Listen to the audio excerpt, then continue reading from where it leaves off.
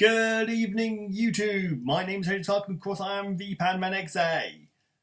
In response to the overwhelmingly positive response to my video in which I intentionally went out of my way to put no effort into it, I actually decided I should do another one of these because it was fun doing them, mostly.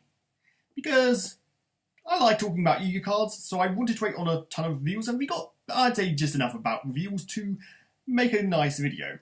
And they're basically the TCG exclusive cards from the upcoming booster set Savage Strike, including more dangers, more kaijus, no noble knights, a new archetype entirely, and man, this has honestly thrown me for a loop, because I was expecting noble knights and dangers to get like 4/5 in every set.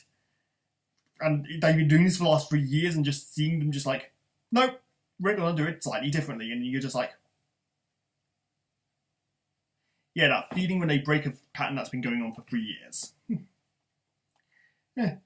When I told Jack about that, he said, story of my life. I'm not entirely sure what he was referring to. So yeah, I'm going to talk about the first card, the sneak preview promo, and the only new danger monster, Danger Ogopogo. I'm not entirely sure what it's referring to, but its statistics go as follows. Level 8, Dark Sea Serpent effect monster with 1200 attack and 3000 defense. So yeah, his effect is just like every other danger monster. You can reveal them in your hand, your opponent randomly chooses one of the cards in your hand, and if you discard, and then you discard it. If it was not Ogopogo, you can special summon Ogopogo. I will never get used to that. From your hand. And if you do, draw one card. And only... Just a sec. I turned this thing off by accident. But its unique effect is... If discarded, you can send any danger card from your deck to graveyard except for another copy of Ogopogo. Maybe there should be a danger monster version of Mojo Jojo. I don't know. You can only use this effect of Danger Ogopogo once per turn. So yeah, being able to send any danger card from your deck to graveyard. It's nice, I guess. Like, it has utility. It can potentially make beginning of the end come out faster. Not that it needed particularly much help with that. It incentivizes the use of their spell on the trap card that was introduced in the previous set, Soul Fusion. What are they called again? Danger Response Team and Second Expedition into Danger. You can send them to graveyard and immediately get their effects. But the main use for this card is just another danger monster to fatten out your deck's danger count, because anyone who's ever seen a dangers in action knows that the whole thing revolves around just like cycling through them, and Ogopogo can only make that more consistent by... And also, I guess he can kind of make first turn Chupacabras a little more consistent, I guess, since you can just send Bigfoot to the graveyard and then bring him back. So yeah. Another card, a new kaiju monster. Super Anti-Kaiju War Machine Mecha Thunder King. That's probably a good card. It's a new kaiju monster. I'm just like, don't get your hopes up, kids. It has more to do with Mecha Dogoran than regular Dogoran. That it's designed to help you oppose your opponent's kaiju monsters in some really inconvenient ways. But first, the statistics. Level 9, Light Machine. 2200 attack and 2100 defense. Like, am I why is this thing stat so low? Especially compared to the original Thunder King, who's like a 3200 beta. But yeah, onto the effect. During the main phase, quick effect, you can discard this card, banish one kaiju monster you control that is owned by your opponent, then you can special summon any monster from your graveyard. You can only control one Kaiju monster. This card is unaffected by other Kaiju cards' effects and cannot be destroyed by battle with a Kaiju monster. During your end phase, if this card is in your graveyard, you can special summon this card. You may only use this effect of Super Anti-Kaiju War Machine Mecha Thunder King 2 Electric Boogaloo once per duel. Okay. That was a mouthful, but it's not very good. I mean, the first effect is one of the major problems. Like, in order to you have to discard it and then banish a Kaiju monster you control that is owned by your opponent. If you don't know what the problem with that is yet, that you have no control over whether or not your opponent is even running Kaijus, because as popular as they are in competitive circles, they're not used 100% of the time, or even 90%. Like, in scenarios, this thing's practically worthless. Since it has to be owned by opponent, you can't use it yourself, and I don't know why you shouldn't be able to do that. It'd be cool. And being unaffected by other Kaiju card effects and not being drawn battle by them either, he has only 2200 attack points, so there's not much he can do to take advantage of it. Although being able to unaffected by Kaiju effects is a really nice idea, honestly, and I wish it was on a better card. But the last effect is probably the most intriguing. During your end phase, if he's in your graveyard, you can bring him back once per duel. So yeah, like a more modern take on Twin-Head Behemoth on level 9 monster.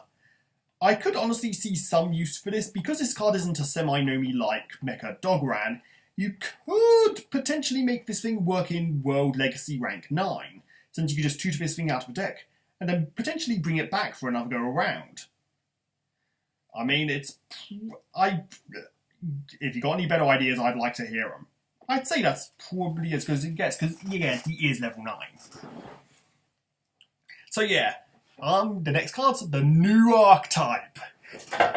And I'm pretty pleased because, well, they're an Xyz archetype, and out of all the summoning mechanics introduced in Synchros, these Xyzs have always been my favourite.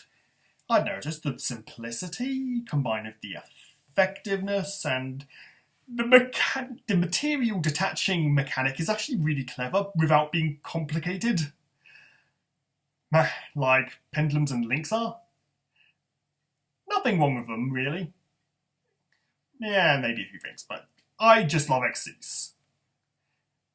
Xyz Rebellion for life. Okay, I might as well just talk about the actual archetype. So yeah.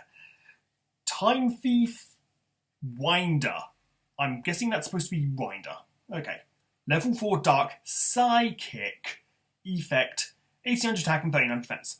If there's one thing I like about the limiting of emergency teleport, is the introduction of psychic archetypes that aren't dependent on emergency teleport, because it felt like such a cliche to have psychics be level 3 and it felt like it was there specifically for the sake of using that card like Cosmo Farm Girl, or the level 3 Super Quantum Blue Layer, I think she's called. But yeah. And the frustrating thing is, when, what was it called again? That card got hit. Those decks took such an extreme hit. And it's just like, that was just one frustrating thing to have happened, because... And I kind of see it happen to Terraforming, and... But yeah, I should talk about the card and just rambling. Okay, Time Thief Winder. I've gone through stats, Dark Psychic. You may detach a material from an Xyz monster you control to special summon from your hand. If normal or special summoned, add a Time Thief card from your deck to your hand, except for Time Thief Winder. You can use each effect of Time Thief Winder once a turn. There's the Time Thief Bezel Ship, and it's a level 4 Dark Machine, not Psychic this time, with 1000 attack and 200 defense. His effect being a quick effect, tribute this card, then target a Time Thief Xyz monster you control. Attach a card from your opponent's graveyard to it as material. If he's in your graveyard, you may detach material from an Xyz you control, special him back, but banish him if he leaves the field. You can use the effect of Bezel Ship once a turn. So, yes. This is an interesting utility option. In case I haven't explained it to you yet, which I haven't, the general idea of behind the Time Thief is being able to steal cards of your opponents and attach them to your monster's material, like Silent on an Arc, but as the entire premise for an archetype. Sounds awesome, right? So yeah, Basilship can tribute himself to attach Time Thief, a monster card from your opponent's graveyard. As a quick effect, to potentially provide some nifty disruption. I like that Konami seems to be experimenting with that more lately. So yeah. And you're able to detach, bring him back by attaching material, although he's banished, which isn't a problem if you're using his Xyz material, but is if you're using his effect again. Honestly, I'd say it's pretty okay, since, again, it's still a +1. And especially since the Time Thief guy, Xyz, doesn't have too much use for his material, so you can recklessly detach them. Anyway, Time Thief Regulator.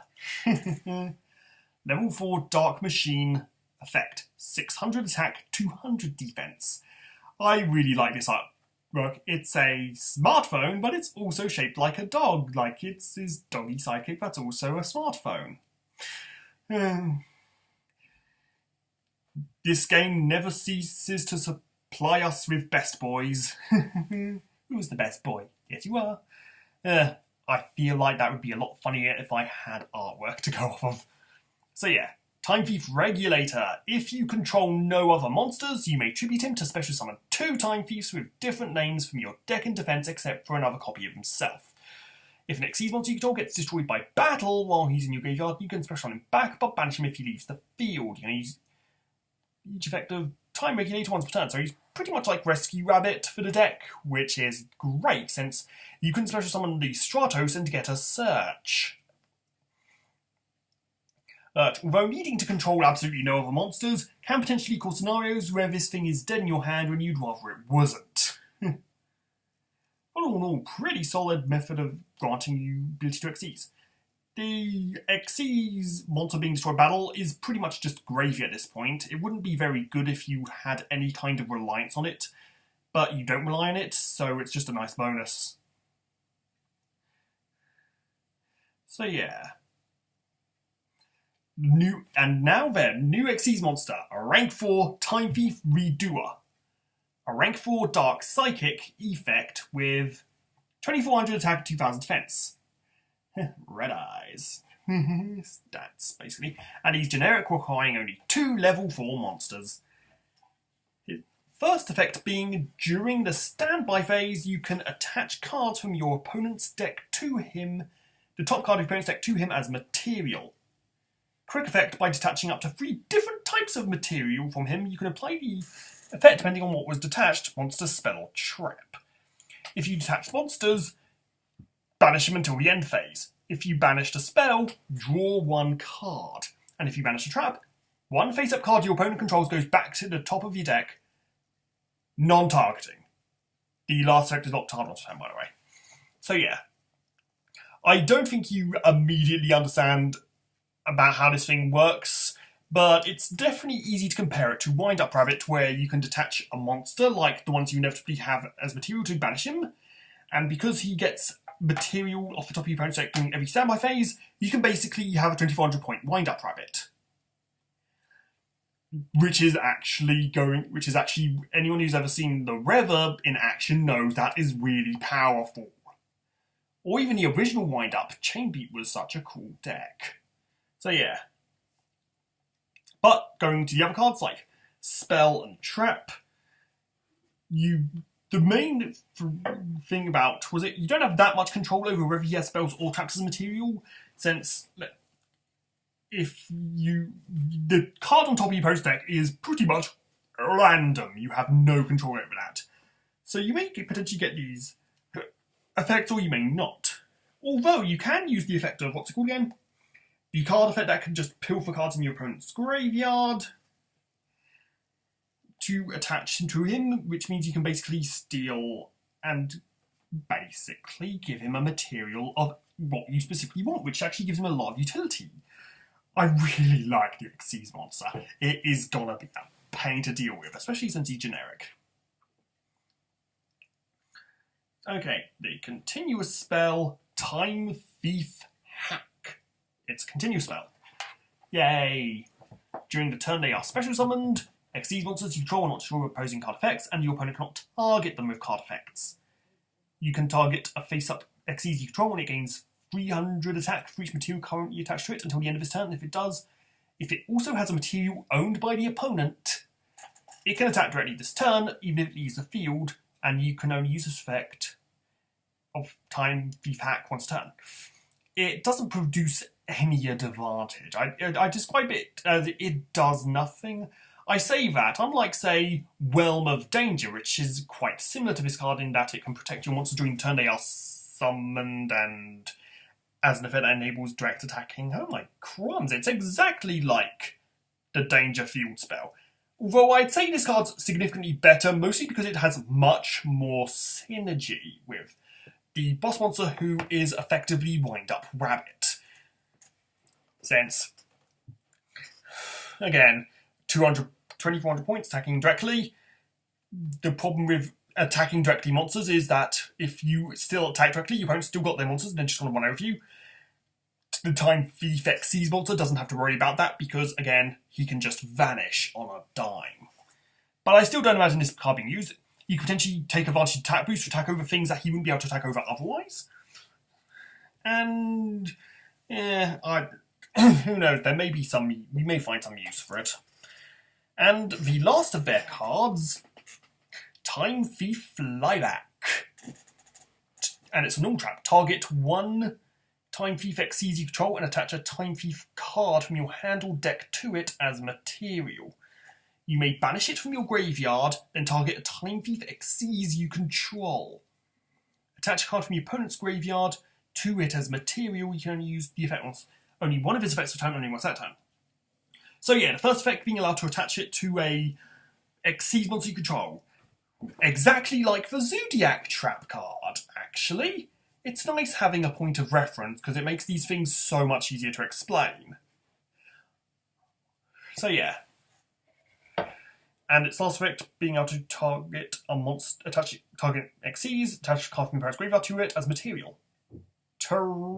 I'd say this is probably a terrific card, actually. Being able to attach any Time Thief card, monster, spell, or trap, basically, even the second copy of itself, basically gives you command over all of the, what's it called again? The Time Thief's effects, regardless of whether you can get access to their trap cards. And although with the only major downside is there's no real plus in it for you. So yeah. Valkyrie. Okay, the next few cards revealed is the Valkyries. So yeah, like Valkyrie Chest. I don't speak French. German.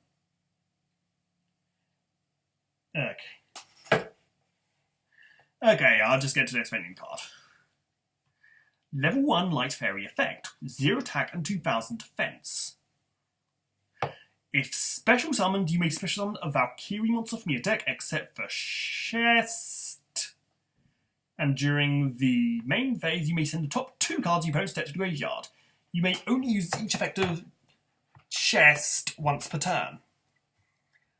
Okay, like, all in all, very, very good. Like, for those of you who don't remember the Valkyries from Shadows in Valhalla, I describe the deck as revolving around a spell card called Ride of the Valkyries, which is able to summon all of them, which is a spell that can summon them all from your hand, like Medolte Palooza, and then OTK of them, but they're not very consistent and advantagey enough to make that work, especially, and they can't make and they generally got a few consistency and advantage problems, and I like that Konami aren't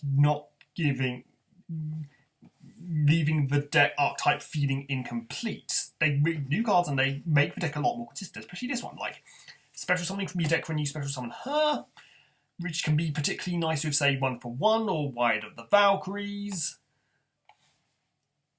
You can summon any of them regardless of level, which can potentially bring out level 5, or even level 7 if you're gutsy. I don't remember what a lot of them do, but I definitely have a rough idea how the deck should function. I should probably, you know what, I'm gonna try this. I'm just gonna try this deck out for just for fun to see how well they fare. They probably aren't. This card is definitely really nice. It's like Altergeist Multi-Faker, except it doesn't have the effect that allows you to specify from your hand, which is, okay, nowhere near as good as Multi-Faker, although effect number 2 is an interesting case. Send the top 2 cards of your opponent's deck to the graveyard. Obviously, this, under normal scenarios, this is not a bit of a lie. It can be a bit of a liability because, again, cards in the graveyard tend to have a way of coming back in this game. However, what I feel like they're going for, Konami is like a synergy with the continuous spell Goddess Skull's Oracle, which allows you to basically rearrange the top 3 cards of your opponent's deck and rearrange them in any order. So if you order it so that your opponent's next 2 cards are cards you'd rather see in the graveyard, you can send them there. Obviously, which is an okay synergy, but I don't think you'll use it most of the time. So yeah. The second of the Valkyrie monsters, Valkyrie Vierti. She's a level 3 this time, light fairy effect monster with 1400 attack and defense apiece. First effect is, during your main phase, you may activate cards from the top of your deck each number of other Valkyrie monsters you control, and if you do, add 1 normal spell or normal trap among them from your hand and send the rest to the graveyard. If you didn't find any normal spells or traps, they're all shuffled back into the deck. When she's destroyed a battle and sent to graveyard, you can special summon a Valkyrie from your deck. You can only use each effect of once a turn. Oh yeah. All in all pretty solid, since you could just like excavate cards and add normal spells and traps to your deck to your hand every turn, which is probably a really nice card, since again, normal spell, normal trap encompasses a lot of good stuff you could be using, even though a lot of the, what's it called again? The support might not be, you might, although I feel like there's not a bad chance that you might hit not it, so yeah.